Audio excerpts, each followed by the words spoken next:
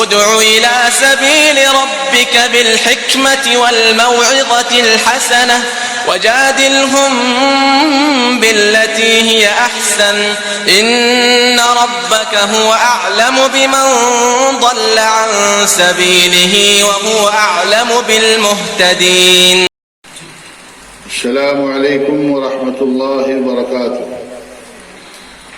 الحمد للہ رب العالمین والعاقبۃ للمتقین والصلاة والسلام على خیر خلقہ محمد وآلہ وصحبہ اجمعین. اما بعد، اعوذ باللہ من الشیطان الرجیم.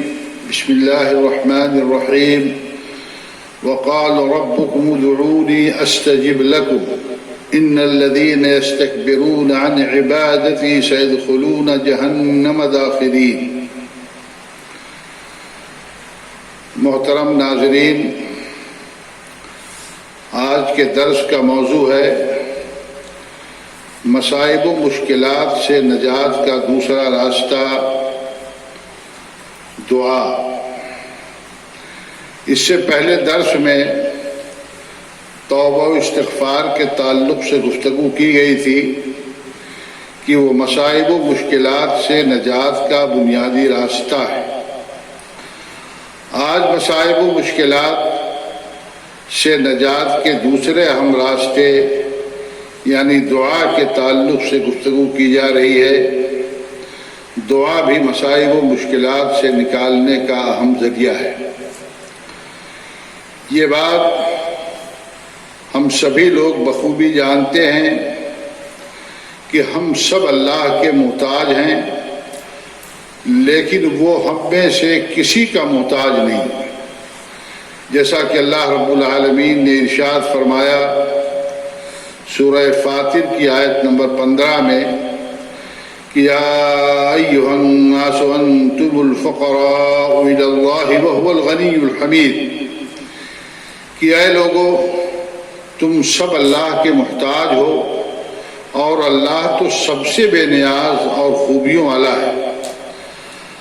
حدیث میں دعا کو عبادت، مغز عبادت اور افضل عبادت کہا گیا ہے. اس لیے اللہ رب العالمین اس بات کو پسند فرماتا ہے کہ اس کے بندے صرف اسی سے مانگیں اور اسی کے سامنے ہاتھ پھیلائیں. ہر مصیبت اور پریشانی کے وقت اسی کو پکاریں، اسی سے مدد طلب کریں اور اپنی بے بسی کا اظہار اور اللہ کی قدرت کا اعتراف و اقرار کرتے ہوئے مصیبت کو ٹالنے کے لیے اسی سے امیدیں وابستہ رکھیں. اللہ رب العالمین نے دعا کا حکم دیا ہے. سورہ غافر کی آیت نمبر 60 میں اللہ رب العالمین نے ارشاد فرمایا کہ وقال ربکم ادعونی استجب لکم. تمہارے رب کا حکم ہے کہ تم مجھ سے دعا کرو، میں تمہاری دعا قبول کروں گا.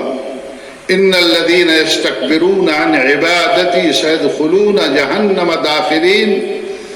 بے شک جو لوگ میری عبادت سے تکبر کرتے ہیں یعنی دعا سے اعراض کرتے ہیں، وہ ذلیل و خوار ہو کر جہنم میں داخل ہوں گے. جامع ترمذی اور سنن ابن ماجہ کی روایت ہے کہ اللہ کے نزدیک دعا سے زیادہ معزز کوئی چیز نہیں ہے. اللہ تعالیٰ دعا نہ کرنے سے ناراض بھی ہو جاتا ہے، جیسا کہ ترمذی اور ابن ماجہ کی ایک دوسری روایت ہے کہ من لم یسأل اللہ یغضب علیہ. جو اللہ سے دعا نہیں کرتا اللہ اس سے ناراض ہو جاتا ہے. رسول اکرم صلی اللہ علیہ وسلم کا ارشاد گرامی ہے لا يرد القضاء الا الدعاء، یعنی دعا تقدیر کو بھی بدل دیتی ہے. انبیاء کرام علیہم السلام کا طریقہ یہ تھا کہ وہ ہر موقع پر اللہ سے دعا کرتے تھے. اللہ رب العالمین نے انبیاء کرام علیہم السلام کے اس موقف کا تذکرہ اس آیت کریمہ میں فرمایا ہے کہ انہم کانوا یسارعون فی الخیرات ویدعوننا رغبا ورہبا وکانوا لنا خاشعین، کہ یہ تمام انبیاء کرام علیہم الصلاۃ والسلام بھلائی کے کاموں کی طرف لپکتے تھے اور شوق اور خوف کے ساتھ ہم سے دعا کرتے تھے، اور وہ ہمارے سامنے جھک جانے والے تھے۔ حضرات ناظرین، اللہ تعالیٰ نے سورہ انعام کے اندر ارشاد فرمایا قل ارائیتکم ان اتاکم عذاب اللہ او اتتکم الساعہ اغیر اللہ تدعون ان کنتم صادقین، کہ اللہ کے نبی صلی اللہ علیہ وسلم آپ کفار و مشرکین سے پوچھئے کہ ذرا تم مجھے یہ بتاؤ کہ اگر تمہارے اوپر اللہ کا عذاب آ جائے یا تمہارے اوپر قیامت ہی آ جائے تو سچ سچ بتاؤ کہ کیا اللہ کو چھوڑ کر کے کسی اور کی عبادت کرو گے؟ اللہ رب العالمین نے آگے فرمایا بل ایاہ تدعون فیکشف ما تدعون الیہ ان شاء وتنسون ما تشرکون۔ اللہ رب العالمین نے فرمایا کہ مصیبت کی اس گھڑی میں اللہ کو چھوڑ کر کے کسی اور کو تم نہیں پکارو گے، کسی اور سے دعا نہیں کرو گے، بلکہ صرف اللہ سے تم دعا کرو گے، اور جس چیز کے لیے تم دعا کر رہے ہو اللہ اگر چاہ لے گا تو اس کو ختم بھی کر دے گا۔ اور وتنسون ما تشرکون، اور جن معبودان باطلہ کو تم اللہ کی عبادت میں شریک کرتے ہو مصیبت کے موقع پر تم ان کو بھول جاؤ گے۔ آگے اللہ رب العالمین نے فرمایا وَلَقَدْ أَرْسَلْنَا إِلَىٰ أُمَمٍ مِّن قَبْلِكَ فَأَخَذْنَاهُمْ بِالْبَأْسَاءِ وَالضَّرَّاءِ لَعَلَّهُمْ يَتَضَرَّعُونَ، کہ اے نبی کریم صلی اللہ علیہ وسلم آپ سے پہلے بہت ساری قوموں کی طرف ہم نے پیغمبر بھیجے اور ہم نے ان کو فقر و فاقہ کے اندر اور جسمانی بیماریوں کے اندر مبتلا کر دیا۔ مقصد یہ تھا کہ وہ اللہ سے الہا و زاری کریں، اللہ سے روئیں گڑگڑائیں۔ فلولا اذ جاءہم باسنا تضرعوا ولكن قست قلوبهم وزين لهم الشيطان ما كانوا يعملون۔ ان لوگوں نے ایسا کیوں نہیں کیا کہ جب ان کے اوپر ہماری عذاب آئی تو اللہ سے روئے کیوں نہیں، گر گڑائے کیوں نہیں، عاجزی کا اظہار کیوں نہیں کیا؟ معاملہ یہ تھا کہ ان کے دل سخت ہو چکے تھے اور شیطان نے ان کی بدعمالیوں کو ان کی نظروں میں خوبصورت بنا کر کے پیش کر دیا تھا۔ اللہ رب العالمین نے آگے فرمایا فَلَمَّا نَسُوا مَا ذُكِّرُوا بِهِ فَتَحْنَا عَلَيْهِمْ أَبْوَابَ كُلِّ شَيْءٍ، جس چیز کے ذریعے سے انہیں نصیحت کی گئی تھی یعنی عذاب، جب اس کو ان لوگوں نے فراموش کر دیا، نظر انداز کر دیا، تو ہم نے ان کے اوپر ہر قسم کے دروازے کھول دیے، یہاں تک کہ حتیٰ اذا فرحوا بما اوتوا، یہاں تک کہ جو چیزیں انہیں دی گئی، جن نعمتوں سے انہیں سرفراز کیا گیا، جب ان نعمتوں میں وہ مست و مگن ہو گئے تو اخذناہم بغتۃ، تو ہم نے اچانک ان کو پکڑ لیا، فاذا ہم مبلسون، اور وہ بہت زیادہ مایوس ہو گئے۔ اللہ رب العالمین نے قرآن کریم کی ان آیات کریمہ کے اندر جو نقشہ کھینچا ہے وہ موجودہ حالات پر منطبق اور فٹ آ رہا ہے۔ حقیقت یہ ہے کہ توحید انسانی فطرت کی آواز ہے، مصیبت میں بندہ صرف اللہ کو پکارتا ہے۔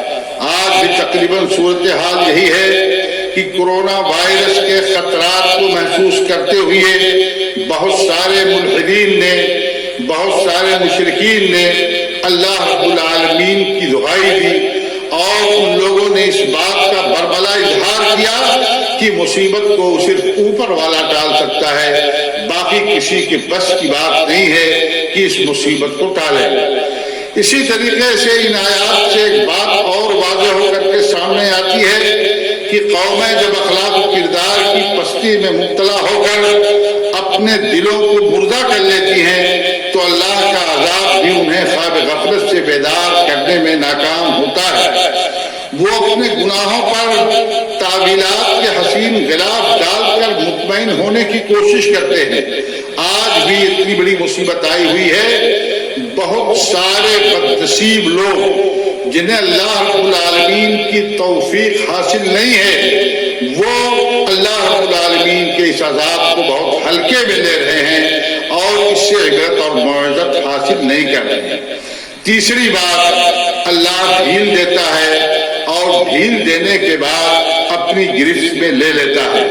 مصیبت کی اس گھڑی میں ہمیں عاجزی و انکساری کے ساتھ دعا کرنی چاہیے، خصوصاً قبولیت کے اوقات میں، اور سنت نبوی کی پابندی کر کے اگر ہم دعائیں کریں تو اس کا فائدہ ہمیں ملے گا. دعا صرف دکھاوے کے طور پر نہ ہو، بلکہ دعا دل کی آواز بن کر کے نکلے. دعا ہمارے پریشان حال دل کی ترجمان ہو. گریہ و زاری اور تضرع کے ساتھ کسی بھی دعا کو اللہ رب العالمین رد نہیں کرتا ہے، اس کو قبول کرتا ہے. اس سے مصیبتوں کو ٹال دیتا ہے. اللہ دعا سے حاجتوں کو پوری فرماتا ہے، بیماریوں کو ختم کر دیتا ہے، گناہوں کو معاف فرما دیتا ہے اور بندوں پر دعاؤں کی برکت سے اپنی رحمت کی بارش برساتا ہے. ہم سب اس موجودہ مصیبت سے خاتمے کے لیے اللہ رب العالمین سے اخلاص کے ساتھ دعا کریں، یہی اس کا حل ہے. بسم اللہ الذی لا یضر مع اسمہ شیء فی الارض ولا فی السماء وهو السمیع العلیم. اللهم انی اسألک العفو والعافیة فی الدنیا والآخرة. اللهم انی اسألک العفو والعافیة فی دینی ودنیایا وأهلي ومالي. اللهم استر عوراتي وآمن روعاتي. اللهم احفظني من بين يدي ومن خلفي وعن يميني وعن شمالي ومن فوقي وأعوذ بعظمتك أن أغتال من تحتي. اللهم إني أعوذ بك من جهد البلاء ودرك الشقاء وسوء القضاء وشماتة الأعداء. اللهم إني أعوذ بك من زوال نعمتك وتحول عافيتك وفجاءة نقمتك وجميع سخطك. اللهم لا تقتلنا بغضبك ولا تهلكنا بعذابك وعافنا قبل ذلك. سبحان ربك رب العزة عما يصفون وسلام على المرسلين والحمد لله رب العالمين. وصلى الله على نبينا محمد وآله وصحبه أجمعين. والسلام عليكم ورحمة الله وبركاته.